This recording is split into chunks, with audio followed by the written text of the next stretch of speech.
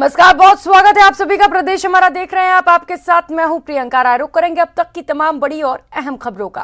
पर्यटन विभाग की वेबसाइट पर कथित गलत जानकारी से सरकार के ही बीज निगम के अध्यक्ष धीरज गुर्जर नाराज हो गए हैं। उन्होंने आपत्ति जताते हुए मुख्यमंत्री अशोक गहलोत को पत्र लिखा है।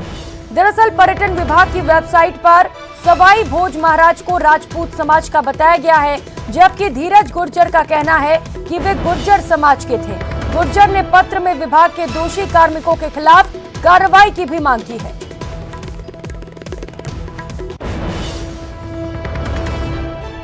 तो बड़ी खबर आपको बता रहे हैं, पर्यटन विभाग की वेबसाइट पर गलत जानकारी से सरकार के ही बीज निगम के अध्यक्ष धीरज गुर्जर नाराज हो गए हैं और दोषी कार्मिकों के खिलाफ कार्रवाई की भी मांग की गई है।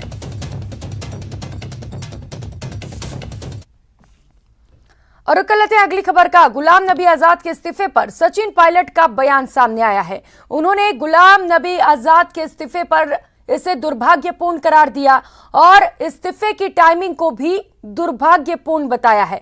उन्होंने कहा है ये समय संघर्ष का था, आज जरूरत है मिलकर काम करने की। आजाद जिम्मेदारी से पीछे हटे हैं, भाजपा के खिलाफ संघर्ष जारी रहेगा, कांग्रेस एकजुट है।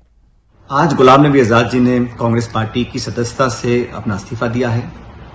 एक लंबी चिट्ठी लिखी है कांग्रेस प्रेसिडेंट के नाम पर। मैं समझता हूं जो टाइमिंग है इस चिट्ठी का और इस्तीफे का, वो बहुत दुर्भाग्यपूर्ण है, क्योंकि 50 साल के लंबे अरसे तक कांग्रेस पार्टी में तमाम पदों पर रहने के बाद यूथ कांग्रेस, सांसद, मंत्री, मुख्यमंत्री, नेता प्रतिपक्ष, इतने पदों पर रहने के बाद आज जरूरत थी देश को और पार्टी को कि भाजपा के शासन के खिलाफ ठीक उन मुद्दों को उठाएं जिन मुद्दों को आजाद साहब उठाते थे सदन के अंदर, राज्यसभा के अंदर, महंगाई का, भ्रष्टाचार का, बेरोजगारी का। उन मुद्दों के खिलाफ कांग्रेस पार्टी रैली कर रही है 4 तारीख को। 7 तारीख को भारत जोड़ो यात्रा पूरे देश में हमारी पार्टी निकाल रही है।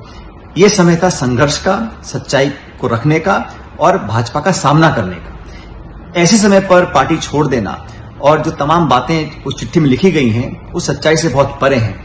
आज जरूरत है लोगों को मिलकर काम करने की, चाहे वो अनुभवी हैं, चाहे वो युवा हैं। कांग्रेस पार्टी एक जिम्मेदारी विपक्ष की पार्टी है और सत्ता में रहते वक्त बहुत पदों पर हम आसीन रहे, लेकिन आज जरूरत इस बात की है कि हम मिलकर संघर्ष करते, सामना करते, बजाय उसके आजाद साहब ने आज पार्टी छोड़ी है और मैं समझता हूं कहीं ना कहीं अपनी जिम्मेदारी से पीछे हटे हैं। लेकिन कांग्रेस पार्टी और तमाम कार्यकर्ता एकजुट रहेंगे, संघर्ष करते रहेंगे और भाजपा के कुशासन के खिलाफ हम लोग अपनी आवाज बुलंद करते रहेंगे।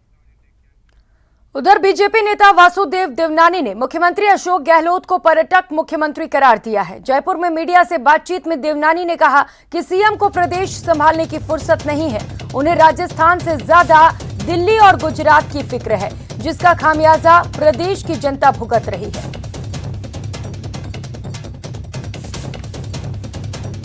अशोक गहलोत सरकार सभी फ्रंट पे विफल साबित हुई है। ये तो उन्होंने एसटी का फ्रंट कहा, कौन सा ऐसा फ्रंट है जिसपे कोई उन्होंने सफलता प्राप्त की हो? यानी सारे फ्रंट पे केवल वो अपनी कुर्सी बचाए रखना और कुर्सी को खींचना, इसके अलावा इस समय उनका कोई रोल नहीं है। मैं तो उनको पर्यटक मुख्यमंत्री मानता हूँ।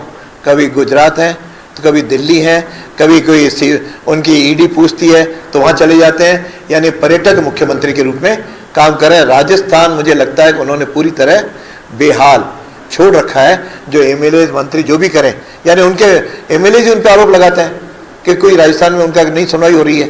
यानी इससे ज्यादा भय क्या हो सकता है कि रूलिंग पार्टी के एमएलए और मंत्री भी कई इस प्रकार, अशोक चांदना जैसे मंत्री भी कई इस प्रकार की टिप्पणी कर दें, तो मैं समझता हूँ इसको सरकार कहना ही शायद उचित नहीं है। बस एक गाड़ी। वहीं पीएम मोदी की उपलब्धियों का बखान करती किताब मोदी @20 के चर्चे देश भर में सुनाई पड़ रहे हैं। भाजपा इस किताब के जरिए प्रचार प्रसार में जुटी हुई है। बीजेपी के प्रदेश संयोजक वासुदेव देवनानी इस किताब के जरिए पीएम मोदी की अच्छाइयों को आम जनता के बीच में लाने की कवायद में जुटे हैं। किताब में कई सारी और बहुत सारी ऐसी बातें हैं जो पाठक कभी भुलाए नहीं भूल पाएंगे। पीएम मोदी अपने किए गए वादों को पूरा करने पर इतना अधिक ध्यान क्यों देते हैं, पीएम मोदी का विजन क्या है, इस सभी बातों को इस किताब में शामिल किया गया है। यानी प्रत्येक वर्ग के लिए अलग अलग सोच ना करके अलग योजना बनाना और केवल सोचना नहीं, उसको धरातल पर लाना। यह जो एक कमिटमेंट वाली बात है वह नरेंद्र मोदी में दिखती है। उसके आधार पर इस पुस्तक में इन 21 लेखकों ने इसका सारा वर्णन किया है और इसको हम लोगों ने तय किया देश राष्ट्रीय स्तर पे कि इसको हम पूरे भारत में कार्यक्रम करके और प्रबुद्ध जनों को इससे अवगत कराएंगे। और इस बीच बड़ी खबर सामने आ रही है। दौसा से छात्र के साथ मारपीट मामले को लेकर इस वक्त की बड़ी अपडेट आपको बता दें। शिक्षा विभाग ने जांच में टीचर को दोषी पाया है। जांच टीम ने रिपोर्ट को कलेक्टर के पास भेज दिया है। शिक्षा अधिकारी अनुशासनात्मक कार्रवाई में जुटे हुए हैं। तो दौसा से इस वक्त ये बड़ी खबर आपको बता रहे हैं, जहां पर एक मासूम के साथ बेरहमी से मारपीट की गई थी और इस मामले में शिक्षा विभाग ने जांच में टीचर को दोषी माना है। सहयोगी आशीष इसी खबर पर ज्यादा जानकारी देंगे। आशीष, चलिए, अब शिक्षा विभाग ने दोषी तो मान लिया है टीचर को, आगे क्या कुछ कार्रवाइयां की जाएंगी? शिक्षा अधिकारी माध्यमिक द्वारा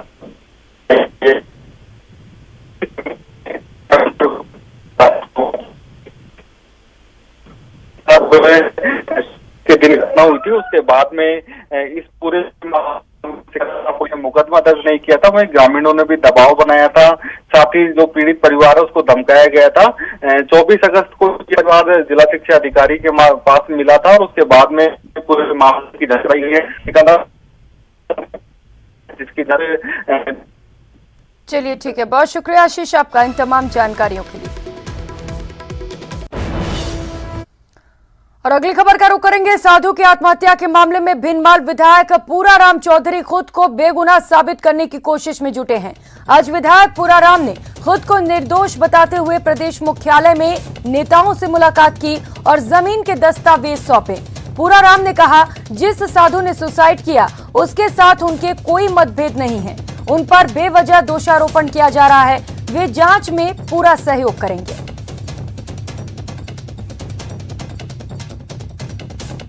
हुए महाराज को मैंने इधर से रास्ता 12 फुट कर दे दिया था ऑलरेडी। फिर ये मतलब क्या हुआ क्या नहीं हुआ वो तो भी जांच चल रही है सीआरडीसी में। जो भी है दूध का पानी का बना हुआ, मैं मेरे लिए एकदम सही हूँ और सारे मेरे डॉक्यूमेंट है। और हमारे पार्टी के गुलाबी भैंसा को भी गया मैंने और इनको हमारे अध्यक्ष जी को और संगठन महामंत्री जी को दे रहा हूँ। वहीं राष्ट्रीय एससी आयोग के अध्यक्ष विजय सांपला ने प्रदेश में एससी कल्याण की योजनाओं और दलित अत्याचारों के मामले में जांच में गंभीर खामियों पर सवाल खड़े किए। सांपला ने राजस्थान में एससी से जुड़ी योजनाओं से लेकर दलित अत्याचारों से जुड़े मामलों में हर स्तर पर खामियां गिनाई हैं। उन्होंने कहा कि कहीं पर भी काम संतोषजनक नहीं है। एससी की योजनाओं का पैसा दूसरी जगह खर्च करने के मामले भी सामने आए हैं। दलित अत्याचारों के केसेस दर्ज करने में भी खामियां पाई गई हैं। सांपला ने सरकार पर दलित छात्रों के साथ मिड डे मील में भेदभाव के आरोप लगाए, तो कभी उनकी सुनवाई नहीं होने के जालौर की घटना पर उन्होंने राज्य सरकार को कसूरवार ठहराने का कोई मौका नहीं छोड़ा। हालांकि मंत्री टीकाराम जूली ने सरकार का बचाव किया, वहीं बीजेपी ने राज्य सरकार पर हमला बोला। तो ये कहीं ना कहीं एट्रोसिटी तो है, ठीक। ये किसके कारण हुई?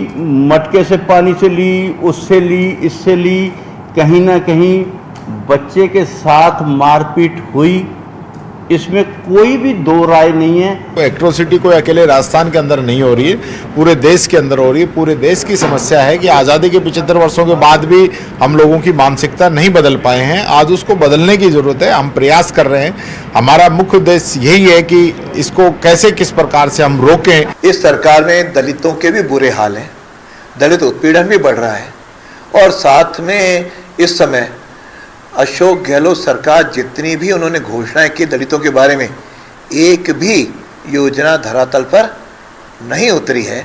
चाहे वो आदिवासी बेल्ट में चले जाएं, चाहे किसी बेल्ट में चले जाएं, तो सब जगह इस प्रकार का दृश्य दिखाई देगा। और खबरों में आगे बढ़ेंगे। प्रदेश में स्वास्थ्य विभाग अपनी योजनाओं को जन जन तक पहुंचाने के लिए प्रतिष्ठित लोगों से सहायता लेगा। चिकित्सा मंत्री प्रसादी लाल मीणा ने दावा करते हुए कहा कि राजस्थान की स्वास्थ्य योजनाएं देश भर में सबसे बेहतरीन है, लेकिन इस योजना का लाभ सभी प्रदेशवासी उठाएं, इसके लिए प्रतिष्ठित लोगों से योजनाओं के प्रचार के लिए सहयोग लिया जाएगा।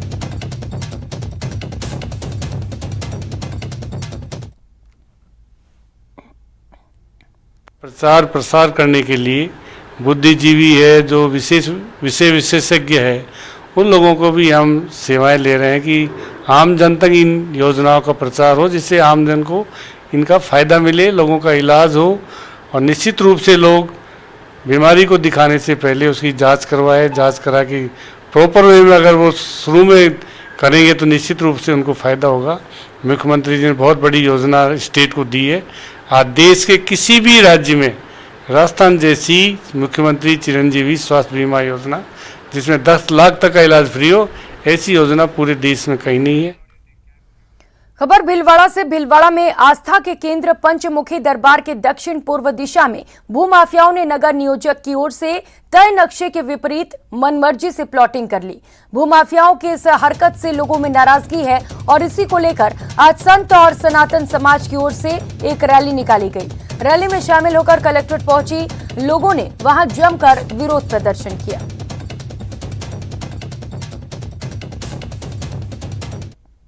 भीलवाड़ा के सुप्रसिद्ध स्थान पंचमुखी दरबार, जिसकी श्रद्धालुओं की आस्था का एक बहुत बड़ा केंद्र है, वहां का ये मामला है। पंचमुखी दरबार के पास जा रही 60 फीट की रोड पे भूमाफियाओं ने कब्जा कर लिया है। हमारे साथ इस पूरे मामले में बात करने के लिए महंत श्री लक्ष्मण दास जी महाराज हैं। आइए उनसे बात करते हैं। महाराज श्री, क्या पूरा मामला है, बताएंगे? पंचमुखी दरबार के पास में खातेदार की जमीन थी, जिसमें 2003 में राज्य सरकार ने मास्टर प्लान तय किया था। उसमें 60 फीट रोड पंचमुखी दरबार की बाउंड्री के पास आते हुए कब्रिस्तान के पास हरणी महादेव रोड लिंक रोड में मिल रही है। हमारे लिए सबसे बड़ी समस्या यह है कि ये पंचमुखी दरबार का पवित्र आश्रम है और जो आबादी आ रही है वो आबादी ऐसी है कि वो आए दिन अशांति पैदा होगी यहाँ पे। आपके द्वारा और कई भक्त जो जिनकी आस्था इस मंदिर से जुड़ी हुई है, वो भक्तों द्वारा कलेक्ट्रेट पर जाकर ज्ञापन भी दिया गया, प्रदर्शन भी किया गया। जिला कलेक्टर आशीष मोदी ने आपको क्या आश्वासन दिया है? कलेक्टर साहब ने मुझे 7 दिन का समय मांगा मेरे से। उन्होंने कहा कि मैं 100% आपको रोड बनवा करके दूंगा और इस कॉलोनी को निरस्त कर दूंगा। 100% हमें करके दिखाएं।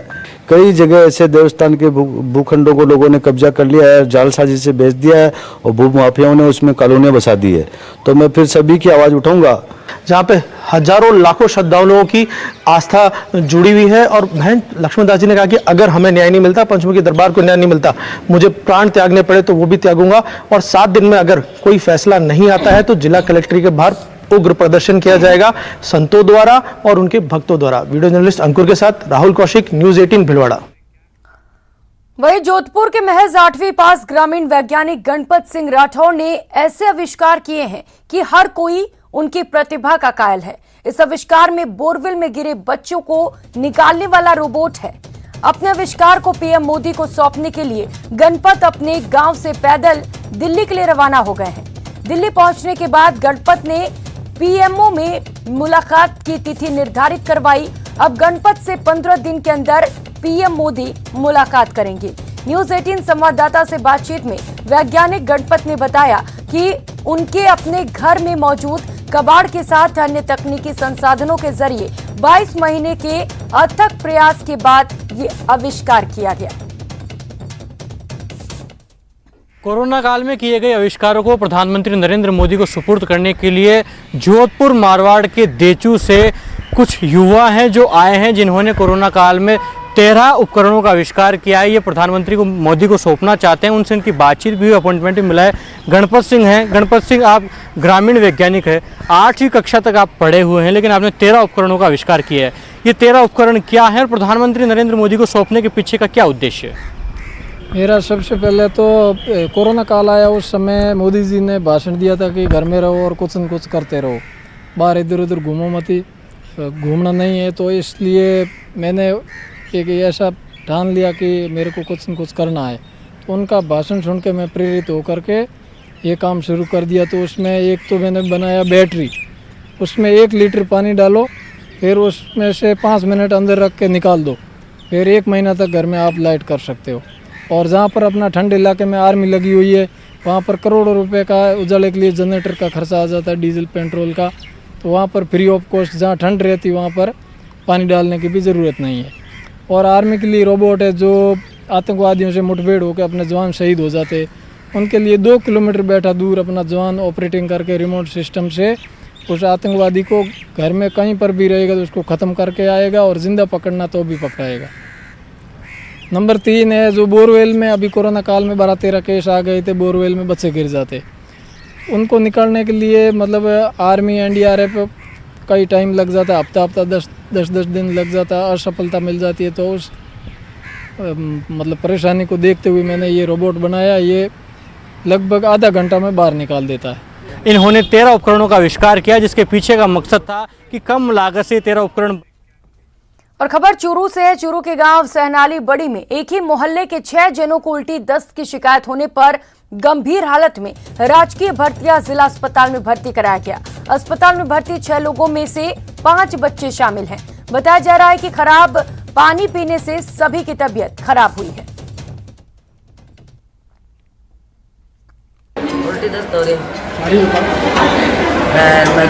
लगा 5 साल का बड़ा सगड़ा बीमार हो रही है। फिल्टर पानी पिया तो हो रही और तो नॉर्मल पानी 200 पिए फिल्टर पानी पीले पर वो पिए मैं सगड़ा बच्चा बीमार हो गया। मेरे बच्चे 13 साल के बीमार पड़े। उधर अलवर पॉक्सो कोर्ट ने नाबालिग के साथ दुष्कर्म के मामले में आरोपी को 20 साल की सजा और 38,000 रुपए का जुर्माना लगाया है। आपको बता दें कि इस मामले में 13 नवंबर 2018 को बहरोड पुलिस थाने में मुकदमा दर्ज किया गया था।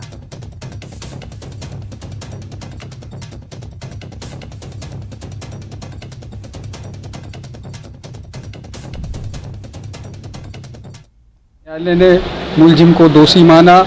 दोषी भारतीय दंड संहिता की धारा 363, 366 और 376 3 में दोषी माना और वह 5/6 पोक्सो एक्ट में उसे दोषी माना।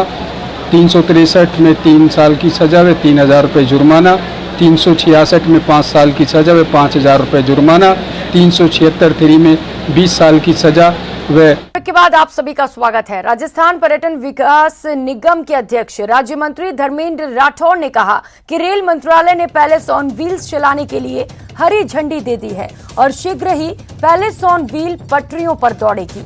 इस दौरान निगम अध्यक्ष राठौड़ ने बताया कि रेल मंत्रालय ने गौरव ट्रेन के मापदंडों पर पैलेस ऑन व्हील चलाने की अनुमति प्रदान की है और पैलेस ऑन व्हील्स शाही रेलगाड़ी का ठहराव अजमेर और बूंदी में भी होगा।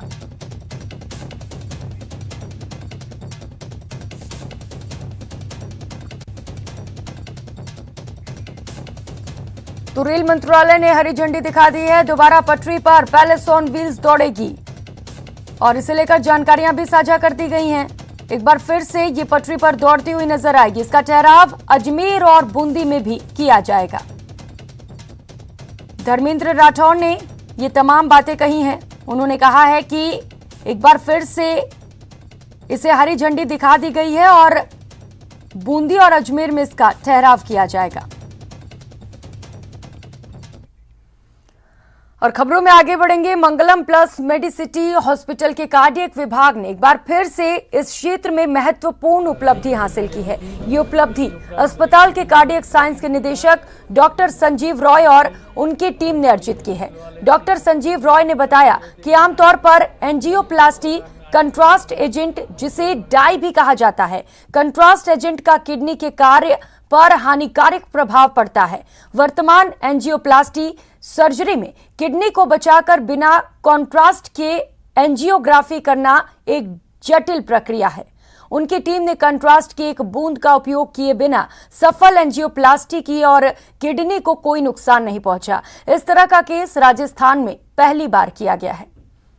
Over the period of last 5 years, not only his kidney functions deteriorated, also his heart functions worsened and he was not even able to walk 10 steps.